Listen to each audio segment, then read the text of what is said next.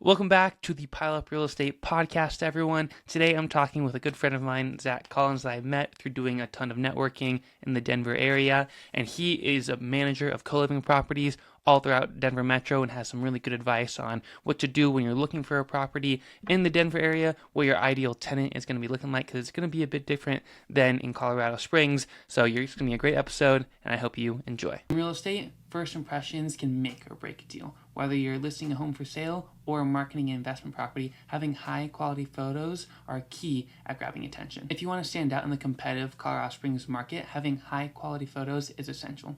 And Wayne over at Hommati excels at getting the best possible photos for your property. He is based right here in Colorado Springs and specializes in capturing properties in the best light.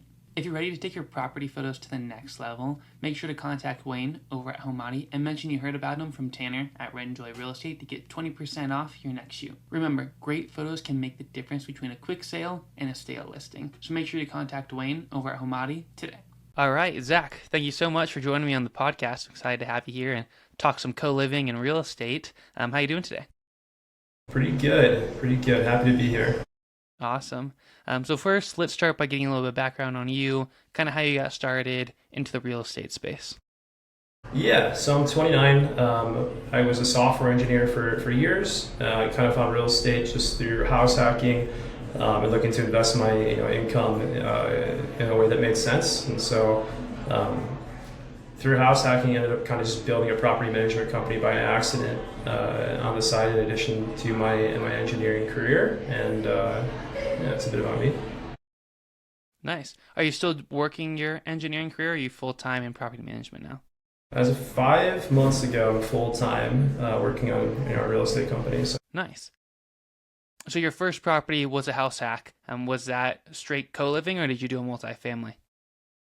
Yeah, so I've done all single-family co-living properties. My very first one was just a pretty normal single-family home in the Westminster area here in Greater Denver.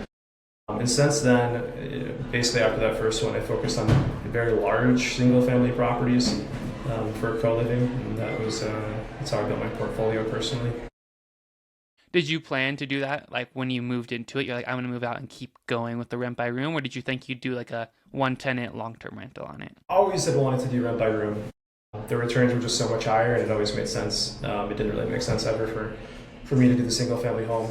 I also enjoyed managing properties too, which is kind of how I stumbled onto just managing properties for other people. And so for me, it was, there wasn't much disadvantage there. Yeah, you're one of the few that actually enjoy managing real estate properties. Yeah, there's it's a big logistics problem at the end of the day. So a bit like my background, you hear software engineering, it's writing code, but what I've always liked about it, actually, way back when I was in school, I was actually pre-med when I went to college. And before that, if I could have been a history teacher and made money being a history teacher, that's probably what I would have done. It just didn't pay well enough, to be frank. And so kind of what I identified as like my strengths, I really like operations and just operational problems. And so property management, really at the end of the day, or even real estate, when you look at it from a high level, is just a big logistical problem. And so that's what I enjoy the most of it. So how many properties do you have now? Did you house hack every single one? Yep, so I have 6. I acquired one as just a pure rental, so 25% down with the partner. The rest were house hacks. Yeah. Okay, nice.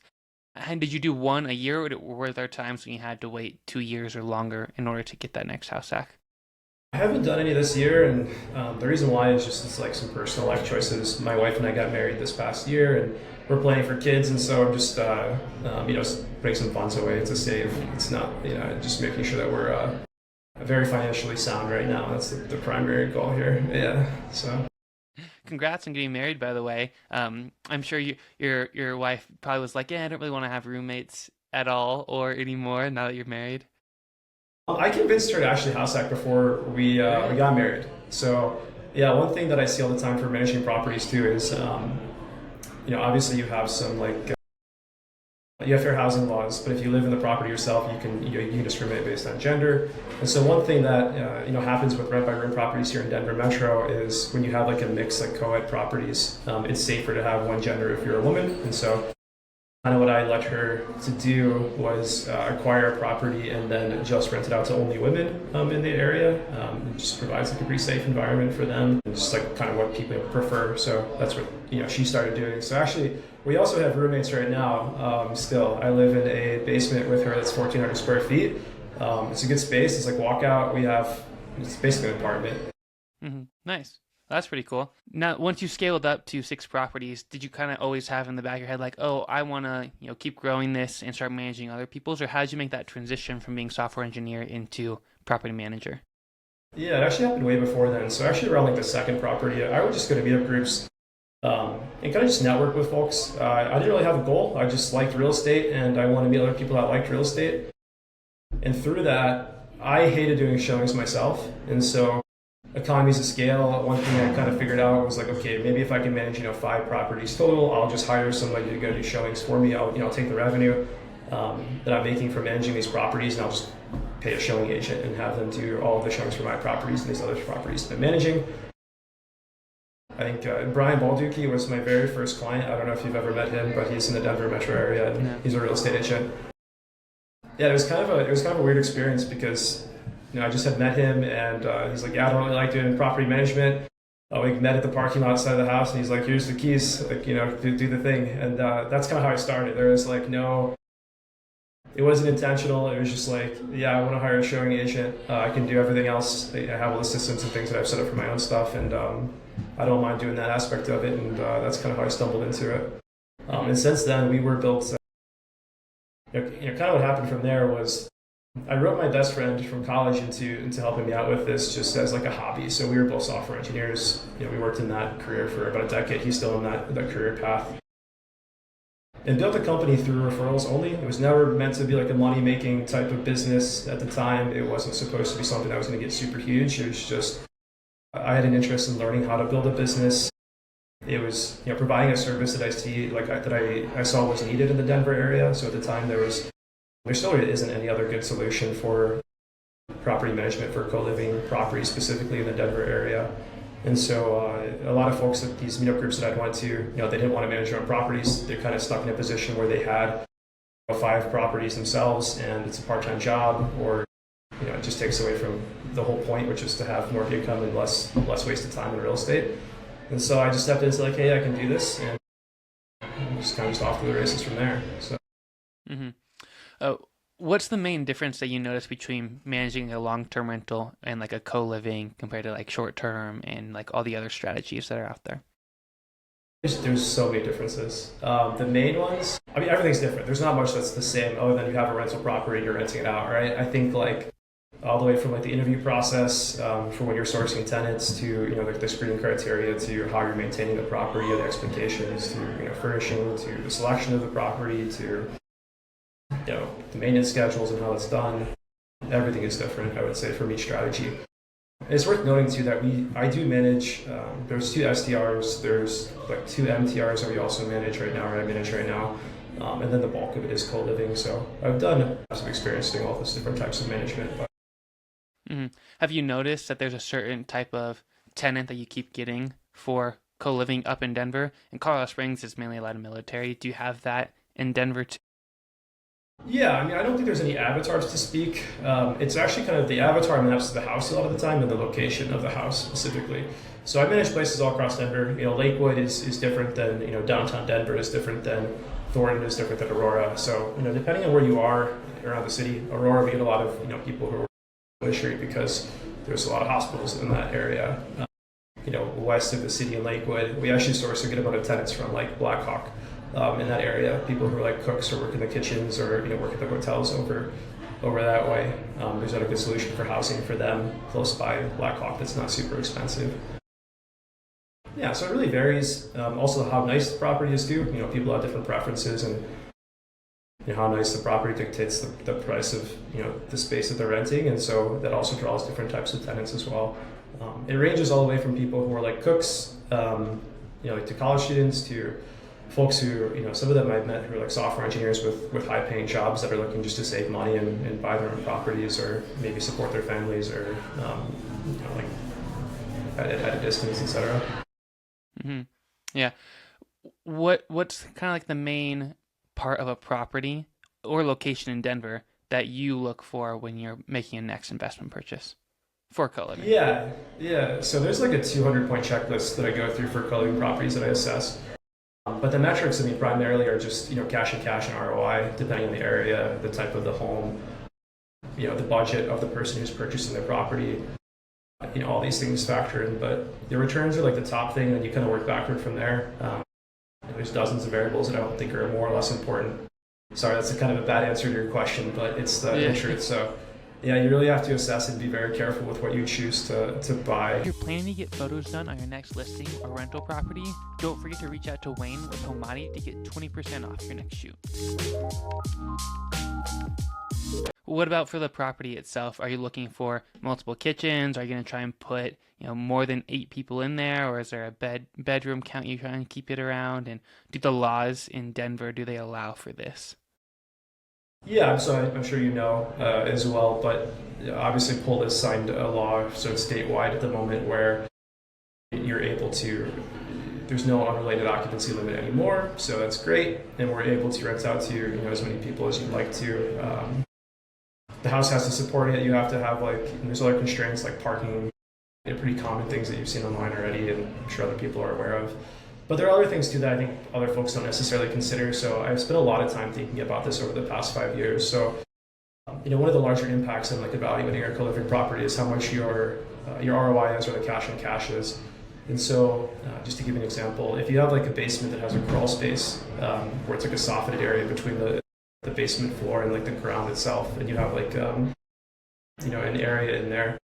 To add an additional bathroom in the basement is much cheaper if you have a softened area, because you're able to have the plumber go down there and run lines, versus if you have a hard fully concrete basement, they have to actually jackhammer it out. And so little things like that really affect the ROI in a big way. So the cost to add a bathroom in a basement might be as low as $7K if it's has a softened area or a crawl space area, and it might be as high as $20K if you have to actually jackhammer it out. And there are hundreds of things like that you have to look for and assess when you're assessing a property to see if it makes the most sense. Mm-hmm. Yeah. What's the typical cash on cash return that you look for on a co-living property? Yeah. So for house hacking, or just for rent by the room, or what's the I would scenario? say, house hacking is a little bit different.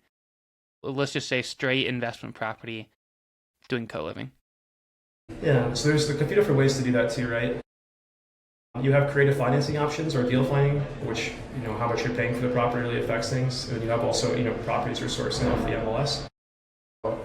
I'm also an agent. I have my own brokerage here to run the property management company out of. I don't really push my agent services. A client that I recently represented, so they just purchased a property straight off the MLS, 20% down, and it'll be 13% cash on cash. So that's more or less what you look for if it's just an MLS deal with a 25% down. And if you're looking for something as creative financing, the cash and cash targets that I have currently are around 20% or a little bit higher. When you're helping this client and trying to find a good co-living property, are you seeing any challenges with where price points are at in Denver and where interest rates are at in order to make the numbers work, where you can find a 15 to 20% cash on cash return? Yeah, so if you're looking at the MLS, 12% to 15% is pretty strong. It's super strong. It's probably better than I've seen most people source deals on the MLS for co-living specifically. If you're looking to do something like sub 2 or assumable loan or seller finance loan, you can get higher returns because your down payment is much less. There are lots of all these options inside of Denver because the market's pretty large, and so it depends on your acquisition strategy, how good the deal that you find is. That down payment really hinges, and your ROI and your cash and cash really hinge on the down payment, right, or the deal that you're purchasing. And so if you get a better deal, yeah. Got it. What would you recommend for someone that is looking to get into co-living? Should they manage it themselves, or should they have someone like you take over the management so that it can be better operated from the start? Yeah, it depends on your preference. So if you have a high-paying job and you don't like management, then you should definitely reach out to me, and I can help manage your property. If you are, someone who likes managing their property and they want to have their hands on and they want to see, exactly how everything works and do it yourself, there's no issue either way. I don't think it's really just preference and what your lifestyle is. So how many properties are you managing right now? So we manage just over 50 with about 300 rooms. Pretty small team. Yeah, and so we're scaling up here pretty quickly. So in the 5 months, 6 months that I've been working on this full time, we've increased by about 40% for the portfolio that we manage. And so I have $30 million under management right now. We're just shy of that. And so we'll be scaling up here pretty quickly as well. And Are you going into the Colorado Springs area or Fort Collins yet? yeah, so we manage one rental in the Colorado Springs area. Probably will expand that way at some point in time.